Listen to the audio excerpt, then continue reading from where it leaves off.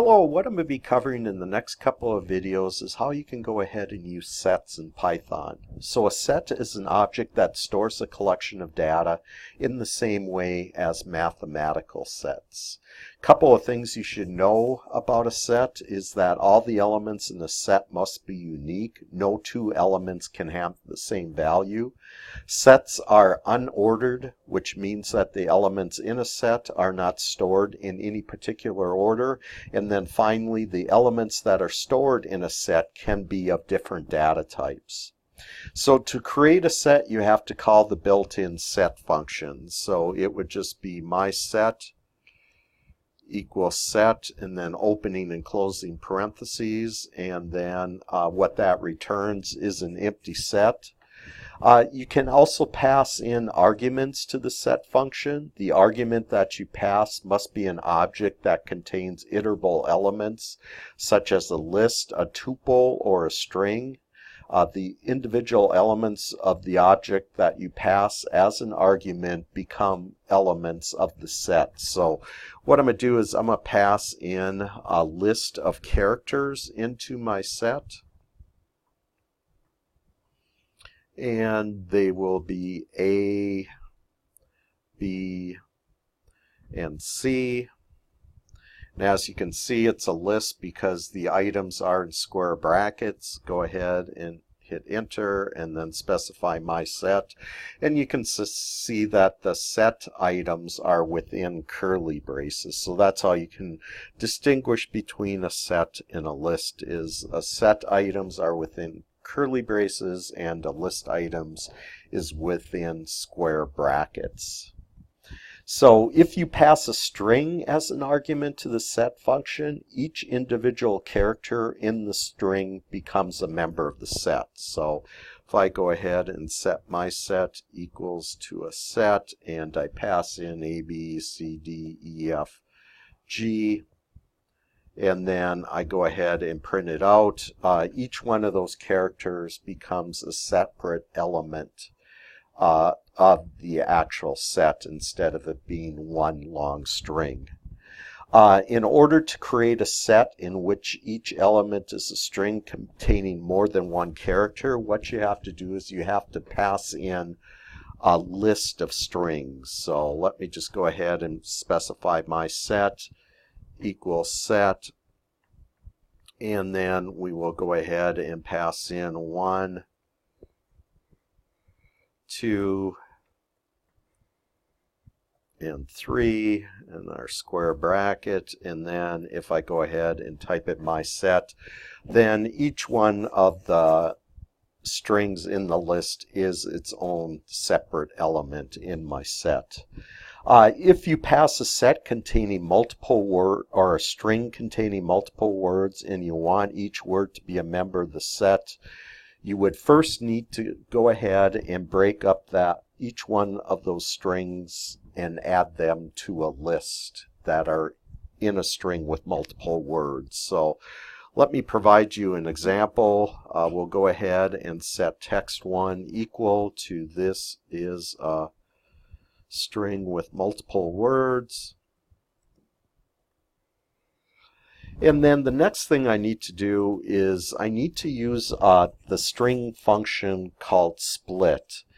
And what it does, it's called on a string value, and then it'll return a list of strings that are in that string that contains multiple words. So let me just go ahead and put words1 equals to text1, and then I will go ahead and call my split, and then I will print out words1, and now what we get is we get a list of strings. So now we can go ahead and add that list of strings to a set. So my set will equal a set, and it'll be words1,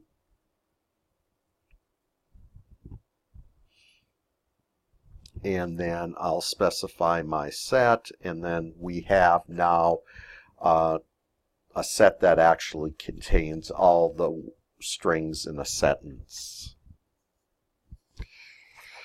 If you want to get the number of elements in a set, as with list tuples and dictionaries, you can use the len function to get the number of elements. So what we can just go ahead and use len on my set. And what that returns is 7, which is 1, 2, 3, 4, 5, 6, 7, the number of elements that are currently in my set. Sets are mutable objects, so you can add items to them and remove items from them. You can use the add method to add an element to a set. So let me just go ahead and specify my set equals a set. We'll go ahead and verify that it's an empty set now. And then you could just go ahead and use my set add 1, my set add 2, my set add 3. Go ahead and check the contents. Now we have 1, 2, 3 in there. Now, if we go ahead and attempt to add an item that's currently in the set, I need to specify my set.add, and then print it out. That 2 is already in the set, so it doesn't get added to the set. Like I mentioned previously, you cannot have duplicate elements in your set.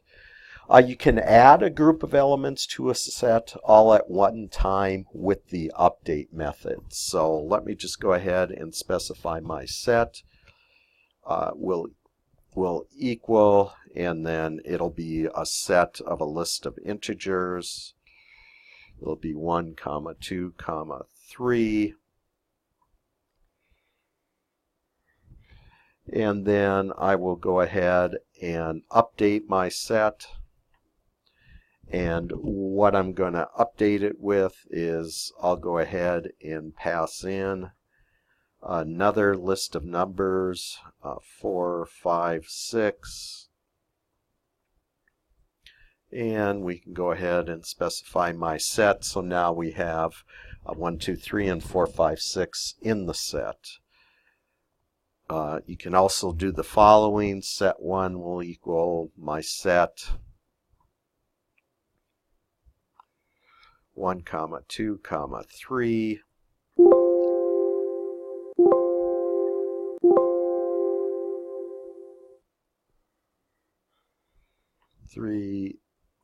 There we go. And set2 will equal set 8, 9, 10. So now what I can do is I can do set1 dot update set2, and then now if we print out set1, it'll contain the contents that were in set2 in addition to the contents of set1, and then set2 will still contain 8, 9, and 10. You can go ahead and remove an element from a set with either the remove method or the discard method. You pass the item that you want to remove as an argument to either method, and that item is removed from the set. The only difference between the two methods is how they behave when the specified item is not found in the set. The remove method raises a key error exception, but the discard method does not raise an exception. So I will continue operating on set number 1. So let's just go ahead and display it so it has 1, 2, 3, 8, 9, and 10. I could go ahead and specify remove, and I want to go ahead and remove 1. In my set, we will go ahead and discard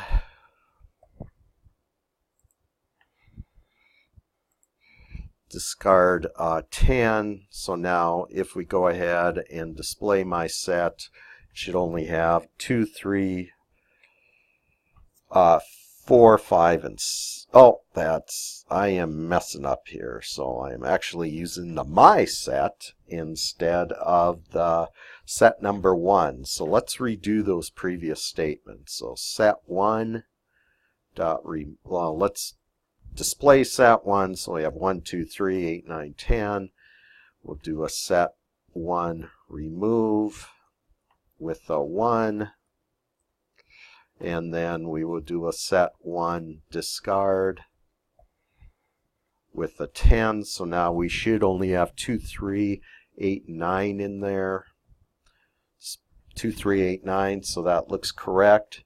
Now, if we go ahead and try and move using the discard to remove an item element that's not in the set, say 99, nothing happens. And if I try to do the same thing with the remove method, what happens is a key error exception is thrown. So you can clear all the elements of a set by calling the clear method. So what I'm going to do next is, let me see here, I called those on the wrong set again. So let's go ahead, set discard 99. And set1 remove 99, and then it throws the key error. So let me just go ahead and press what's in my set. So my set had 2, 3, 4, 5, and 6. So sorry about that confusion. I'm calling both remove and discard on both my set and set1, but they are working the same as the elements that we called on got removed, and if we tried calling the discard and remove on both set1 and my set, they both behaved the same because the element was not in either set. So if I want to go ahead and clear my items, so if I click on my set dot clear and then I display my set, there's nothing in my set anymore. And let me just go ahead and call it on set1 too. Go ahead and clear it, and then set1 is now an empty set. You can use the for loop in the following general format to iterate over the elements in a set. So if I go ahead and set my set equal to a list of characters,